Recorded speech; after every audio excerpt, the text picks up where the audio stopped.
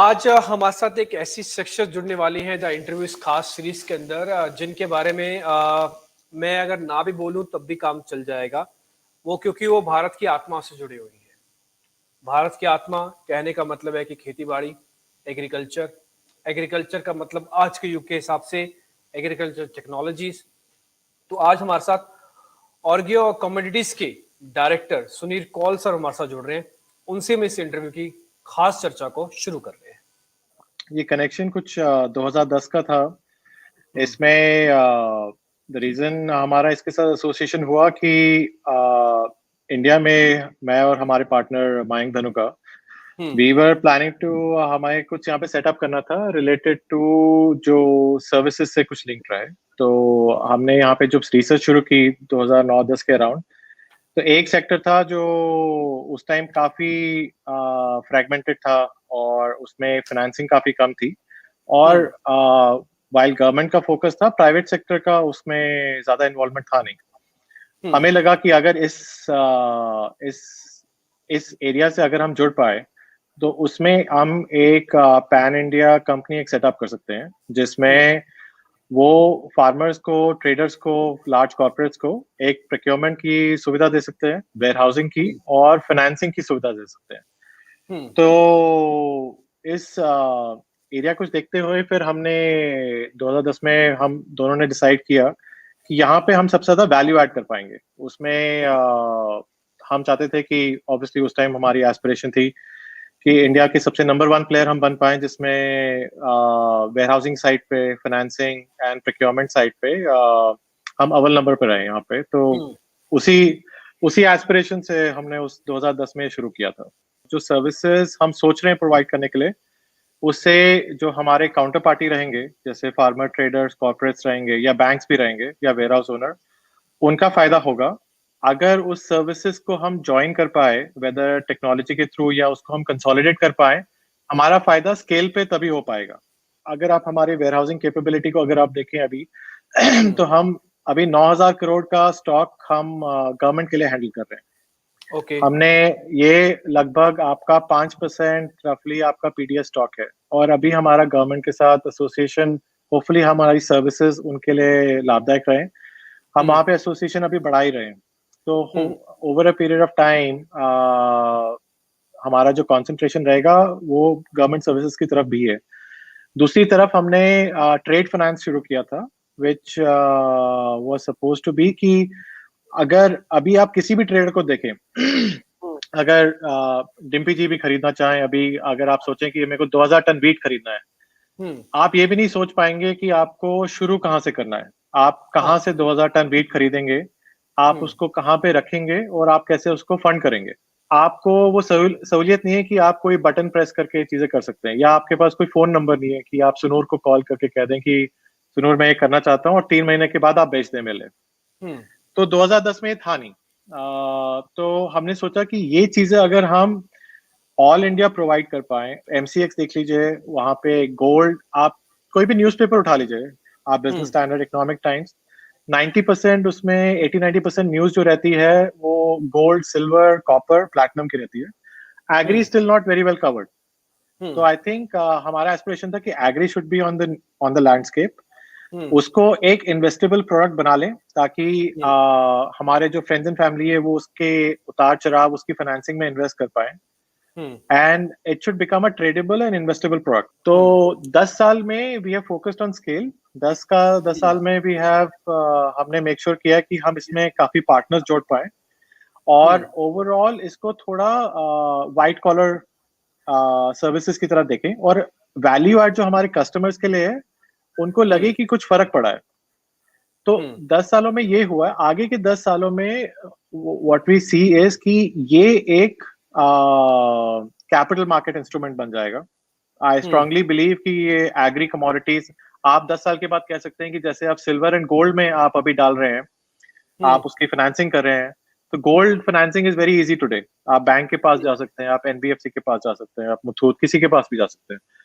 Agree में नहीं है ये, but it can be done in agri. उसके लिए जैसे हमने लास्ट अक्टूबर में we released a capital market instrument. हमने उसको we made it available to investors to invest in financing for commodities, जो पहले नहीं था। अभी वो हमने सिर्फ $1 मिलियन के लिए किया, 7-8 करोड़ के लिए किया था। अभी हम जो कर रहे हैं वो 50 करोड़ के लिए सेम इंस्ट्रूमेंट लॉन्च कर रहे हैं। जो अभी हम बात कर रहे हैं वो एनबीएफसीज, बैंक्स और वेल्थ मैनेजर से कर रहे हैं, जो होपफुली जब 200-300 करोड़ का हो जाएगा, हम रिटेल मार्केट से भी बात कर पाएंगे। तो एक जो चीज हम 10 साल में फोर्सी करते हैं कि agri will become a retail market, capital market instrument. जो बाकी एग्री स्टार्टअप्स भी हैं, आई थिंक उनकी technology will have to reach a depth ताकि आप और मैं फील कर पाए। That is not there today.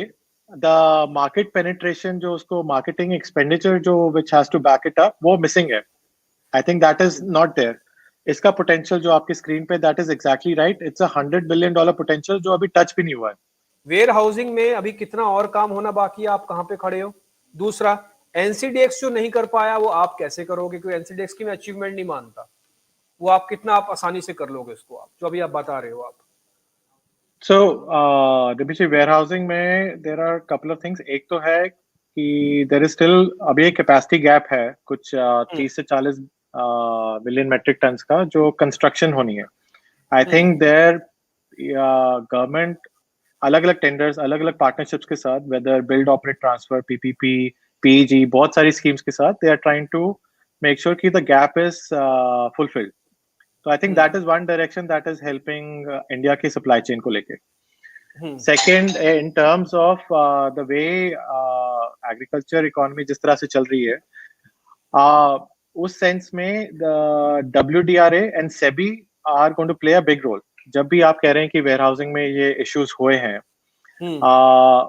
उस time regulations were still in the nascent stage. WDRA I think 2007 में शुरू ही हुआ था, बट उसकी टीम आई थिंक धीरे धीरे बिल्डअप हुई है। Now the WDRA is a very strong team. We are very strongly connected with them, हमारे एक्सचेंज बिजनेस को लेके, हमारे कैपिटल मार्केट इंस्ट्रूमेंट को लेके, and we are also listing our instruments on SEBI. So SEBI has become a strong regulator, जो भी हम agree investing को लेके देख रहे हैं। तो गिवन हमारे ये रेगुलेटर्स इस रोल में आ गए हैं, आई थिंक जो पहले चीजें हुई थी वो अब नहीं होंगी। I think there will be a strong regulations there. Of course regulators have to keep a strong eye. अगर ओवरसाइट हुआ, obviously the things can go bad again, but hopefully in SEBI I've come to respect a lot, WDRA as well. I think they have a keen eye कि उसको कैसे manage कर सकते हैं। So warehouse construction में it's allowed. I think आप अलग अलग स्ट्रक्चर्स भी देखते होंगे। एग्री वेयर हाउसिंग में अभी रीट का कॉन्सेप्ट इतना नहीं आया है, because the yields are very low.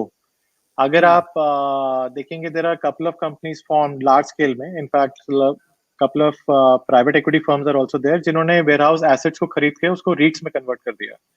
Agriculture में अनफॉर्चुनेटली रेंटल कम रहता है, तो वहां पे यील्ड आपकी ये 6-7% के अराउंड रहती है। If the same yields had got converted to about 10-11%, the opportunity would have drastically changed. I think that's one difference कि आप इसमें private sector participation you don't see as much. So the income yields makes a big difference. 10-11% versus 6-7%. आप देखेंगे investment horizon changes. What foreign investors see agriculture warehousing और जो आपकी normal warehousing है, जो e-tailing warehousing को लेके। So there is a big difference there. That's why private participation in agri warehousing थोड़ा limited रहता है। अगर private investor पैसा डालना चाहे, he thinks कि 10-11% is much better than 6-7%. तो government has to play काफी बड़ा role इस चीज को लेके कि they'll have to come forward and make up the difference of 35 million tons. Private sector participation till the time ये gap fulfill नहीं होगा 4-5% का जो अभी है, somebody has to make whole that. वो otherwise private sector investing will not work. आप देखेंगे there are many players जिन्होंने 10 लाख, 12 लाख, 15 लाख मेट्रिक टन खड़ा कर दिया, उसके बाद रुक गए। They stopped क्योंकि उनको लगा कि 15 लाख मेट्रिक टन के बाद उनके पैसे नहीं बन रहे। बट आप ई-टेलिंग वेयरहाउस में देखेंगे, उन्होंने बहुत बड़ी बड़ी कैपेसिटीज खड़ी कर दी एंड दे स्टिल इंक्रीजिंग। तो there is that difference. Government has to come up with some aggressive subsidy schemes, नहीं तो ये 5% का गैप नहीं फुलफिल होगा। पहले they used to be subsidy schemes, अब नहीं है। That has been one change. That used to be attractive कि आपके विमेन एंटरप्रेन्योर्स को 25% गारंटी आपकी सब्सिडी थी। कॉर्पोरेट्स को आई थिंक 10-1% का था, 10-15% का।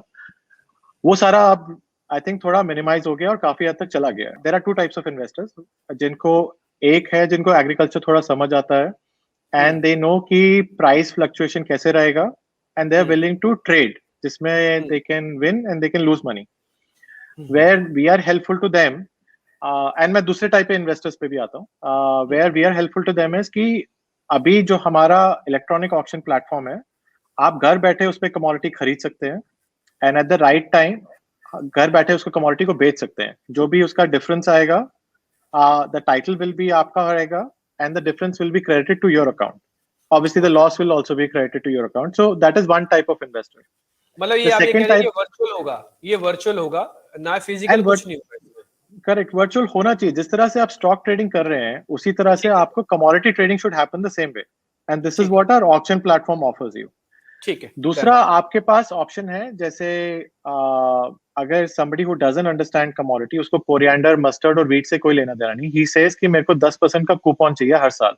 अभी जैसे इंटरेस्ट रेट्स आपके मार्केट में गिरी हैं, आपको एफडी में जैसे 4% मिल रहा है, आपको किसी भी कैश बाजार में भी 5% मिल रहा है, आपका बाकी जगह पे भी इंटरेस्ट आपको, आप कोई भी म्यूचुअल फंड कोई भी ले लीजिए, 6-7-8% है। गोल्ड फाइनेंसिंग भी 8% पे है, आपका स्टॉक ट्रेडिंग हो सकता है 13-14% पे हो, तो 10% वो भी मुश्किल है क्योंकि आजकल पता है मार्केट में वॉलेटिलिटी बहुत है। हाँ, नहीं, फेयर है ना। सेबी लिस्टेड इंस्ट्रूमेंट हम आपको ऑफर कर रहे हैं, जिसमें आप अपने पैसे डालिए, 1 लाख डालना चाहें, 10 लाख डालना चाहें, 50 लाख या 10 करोड़ डालना चाहें, आप अपने पैसे इन्वेस्ट करिए। आपको फॉर अ पीरियड ऑफ इस सेबी लिस्टेड इंस्ट्रूमेंट में there be a 10%, 9.5-10% coupon offered, जो आपके हर महीने में 2 बारी आपके अकाउंट में क्रेडिट होगा, राइट? ठीक है। आप, और इसका जो प्रिंसिपल है, आपको कैपिटल प्रोटेक्शन मॉडल और कोई इंस्ट्रूमेंट ऑफर नहीं करता।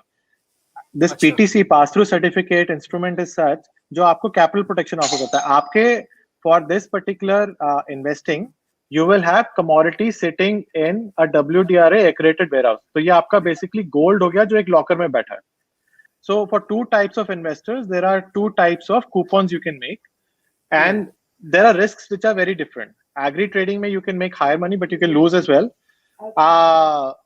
And on the other side, agri financing mein you can make about 9.5-10% coupon, capital backed and fully secured. ठीक है। And ये दोनों के लिए आपको दोनों के लिए सॉरी मार्केट नहीं जाना पड़ेगा, but you'll keep getting it every month. And then that will essentially remain. So I would say for any retail investor, he should go for the second one. And that also, as I said, he doesn't have to worry about कि वो कौन सी commodity में invest कर रहा है. It's a financial instrument. He should think कि जैसे gold में डाल रहे हैं, वैसे इसमें भी डाल रहे हैं. And ये भी आप घर बैठे कर सकते हैं. आपको मंडी जाने की जरूरत नहीं है, किसी बैंक जाने की जरूरत नहीं है.